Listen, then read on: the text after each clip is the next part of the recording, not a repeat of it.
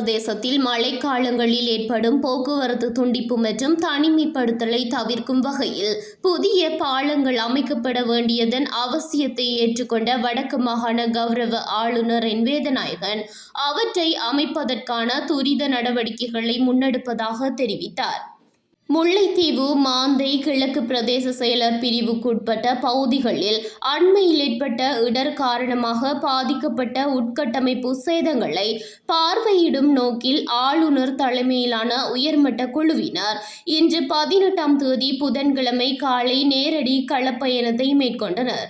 இதன்போது பாண்டியன்குளம் செல்வபுரம் பகுதியில் கடந்த கால எரிபொருள் விலையேற்றம் காரணமாக விவசாயிகளால் கைவிடப்பட்டிருந்த ஏற்று நீர்ப்பாசன திட்டத்தை ஆளுநர் நேரில் பார்வையிட்டதுடன் விவசாயிகளுடனும் கலந்துரையாடினார். விவசாயிகள் ஆர்வமாக இருப்பின் இலங்கை மின்சார சபைக்கு மின்சாரத்தை விற்பனை செய்யாத வகையிலான சூரிய கள திட்டத்தின் மூலம் இதனை மீள இயக்க முடியும்.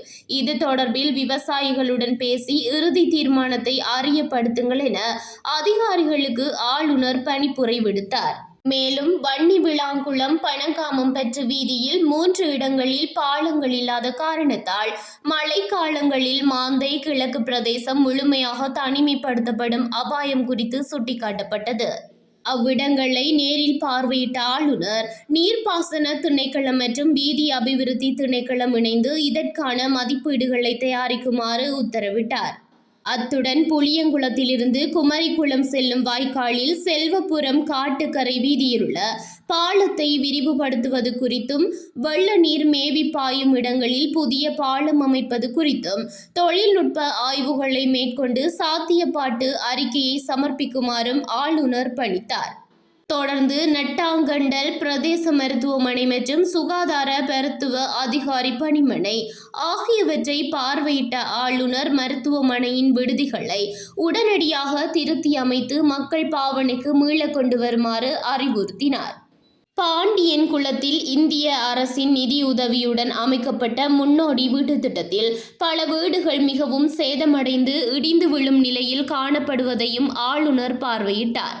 இது தொடர்பில் உரிய தரப்பினரின் கவனத்துக்கு கொண்டு சென்று தீர்வு காண்பதாக அவர் உறுதியளித்தார். இக்களப்பயணத்தை தொடர்ந்து மாந்தை கிழக்கு பிரதேச செயலகத்தில் பொதுமக்களின் குறைகள் சந்திப்பும் இடம்பெற்றது.